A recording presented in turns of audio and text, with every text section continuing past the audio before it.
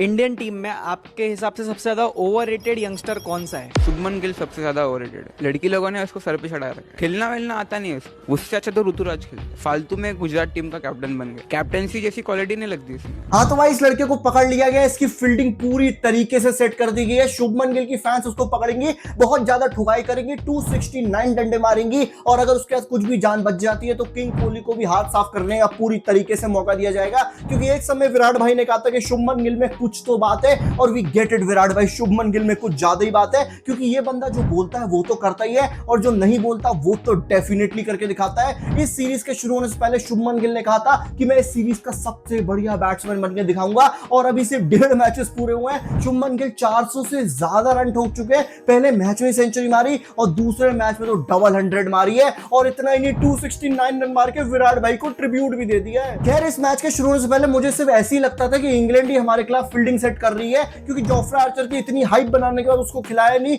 Boundary इतनी ज्यादा छोटी कर दी ताकि चौके चक्के आसानी से मारे जाए। लेकिन मुझे क्या पता था इंडियन टीम भी बहुत ज्यादा ही चालें चल रही है। पहले जसप्रीत बुमराह को बाहर निकाला, उसके बाद कुलदीप यादव खिलाए नहीं, रोको की बहुत ज्यादा ही याद आ रही थी। लेकिन उसके बाद शुभमन गिल ने कहा तुम लोग रुको, मैं अकेला इनको ठोक के आता हूं। और उसके बाद जब बॉलिंग आती है तो आकाशदीप ने कहा तुम लोग गौती को गालियां देते रहो, मैं आऊंगा इनकी फील्डिंग अकेले सेट करके जाऊंगा। 25 पे 3 कर दिया था और उसके बाद 77 फॉर 3 पे इंग्लैंड का पूरा तामझाम उठा के ही फेंक दिया डे 2 के एंड तक। खैर कैसे अब ये मुकाबला इंग्लैंड के ईगो और हमारे बॉलर्स पे आ चुका और कहां इंडिया ने डे 2 में पूरी तरीके से डोमिनेट करा, जानते हैं आज की वीडियो में। तो जब डे 1 खत्म हुआ था तो मैंने अपनी इस वीडियो में कहा था कि एज अ क्रिकेट फैन मुझे अभी कॉन्फिडेंस नहीं आ रहा है कि मैं कह पाऊं कि इंडियन टीम इस गेम में आगे चल रही है। लेकिन डे 2 खत्म होने के बाद अब मैं ये कह सकता हूं कि इंडियन टीम पूरी तरीके से डोमिनेट कर रही है, क्योंकि हमने 18 साल बाद इंग्लैंड को 550 से ज्यादा का टोटल दिया है इंग्लैंड के अंदर। और इतना ही नहीं, हमने उनके जो 2 सेंचुरियन थे बैन डकेट और ओली पोप, उनको 0-0 पे आउट कराए,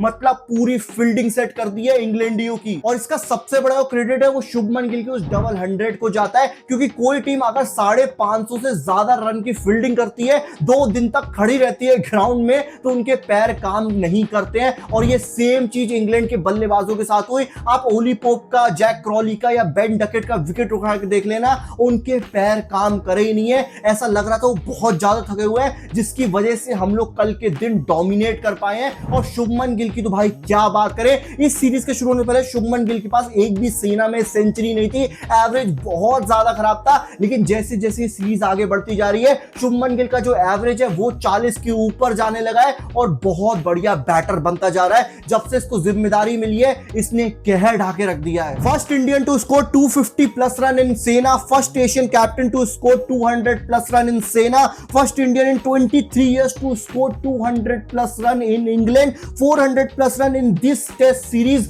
भाई कमाल करके रख दिया है। और अब उस एलीट लिस्ट में आ गए हैं जहां पे पहले से 2 बल्लेबाजों का नाम था इंडिया की तरफ से जिसने इंग्लैंड के ग्राउंड में जाके डबल 100 मारी थी, सुनील गावस्कर, राहुल द्रविड़। और अब शुभमन गिल आ गए जिसने सबसे बड़ा इंडिविजुअल स्कोर बनाया है 269 रन का as an Indian captain England के ग्राउंड में। लड़के आवाज से जज कर रहा था, परफॉर्मेंस देख अब आवाज नहीं निकल रही। और सही बात है यार, जिन जिन ने शुभमन गिल की उनकी आवाज को लेके, उनके एवरेज को लेके, उनकी पीआर टीम पता नहीं क्या क्या बोल रखा था, उन सब का जवाब अपने बल्ले से देकर शांत कर दिया है। क्योंकि इतना बड़ा टोटल 25 की उम्र में इंग्लैंड के अंदर जाके आज तक किसी भी इंडिया के कप्तान ने नहीं करा था। और वो मैच्योरिटी दिख रही है जो हम लोग उम्मीद विराट कोहली से करा करते थे कि ये बंदा जब तक खड़ा रहेगा इंडियन टीम नहीं हारने वाली है। वो कल सेम उम्मीद हमने शुभमन गिल की बैटिंग में होती हुई देखी है। वो किंग कोहली बनेंगे नहीं बनेंगे वो बहुत दूर की बात है, लेकिन इतना जरूर समझ में आ गया है कि आने वाले कई सालों तक शुभमन गिल अपनी बल्लेबाजी से शुभमन गिल बनके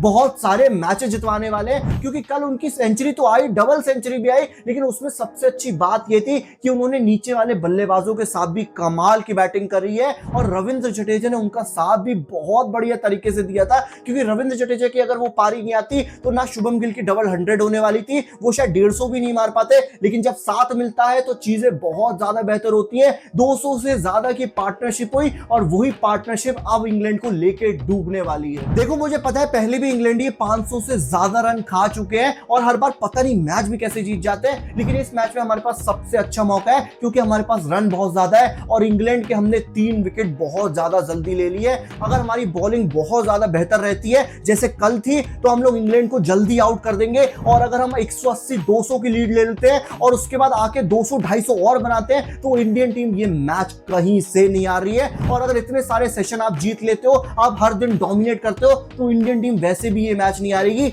अब इंडियन टीम ये मैच तभी हारने वाली है जब वो बहुत बड़ा ब्लंडर करते हैं, जैसे उन्होंने पिछले मैच में करा, लेकिन उसके होने के चांसेस बहुत ज्यादा कम दिख रहे हैं, क्योंकि हम लोग ने इस मैच में गलतियों से सीखा है। क्योंकि अब ये जो मैच है वो इंग्लैंड के ईगो से खेलने वाला है। हम सबको पता है कि इंग्लैंड इस टोटल के पीछे जाने वाले हैं, नो डाउट जाने वाले हैं। उन्होंने हारना नहीं सीखा है, मैच को ड्रॉ के लिए खेलते नहीं है, वो जाएंगे जीत के लिए जाएंगे और वहीं पे गलतियां करने वाले हैं। लेकिन सबसे अच्छी बात कल के मैच में ये रही थी कि हमने जो 3 विकेट लिए हैं वो स्लिप कैचिंग की बदौलत लिए हैं। हमारे फील्डर्स ने गलतियां नहीं करी है, पिछले मैच से सीख के यशस्वी जायसवाल को थोड़ा सा दूर रख के, मतलब पानी पूरी का अंदाजा देके उनको दूर रख के हमारे स्लिप कैचिंग कल बहुत कमाल की रही है। और वहीं पे इंग्लैंड की टीम फंसने वाली है। जो रूट अभी बैटिंग कर रहे हैं, हैरी ब्रूक अगर बैटिंग कर रहे हैं तो हमको सिर्फ जो रूट पे नजर डालनी है, और अगर रूट का विकेट मिल गया तो हमने इंग्लैंड की जड़ें उखाड़ दी है। डे 3 में ऐसा होने की मैं पूरी तरीके से उम्मीद कर रहा हूं। तो बहुत ज्यादा धमाकेदार डे 3 हमारे सामने आने वाला है, जिसमें इंडियन टीम उम्मीद रहे कि वैसे ही डोमिनेट करने वाली है जैसे 2 दिन तक करती हुई आ रही है। लेकिन इंग्लैंड को कम नहीं हारना चाहिए, ये लोग कहीं से भी वापसी कर सकते हैं। तुम्हारे क्या व्यूज है मुझे कमेंट बॉक्स में बताना। आज की वीडियो में इतना ही, मिलते हैं अगली वीडियो में, तब तक के लिए बाय।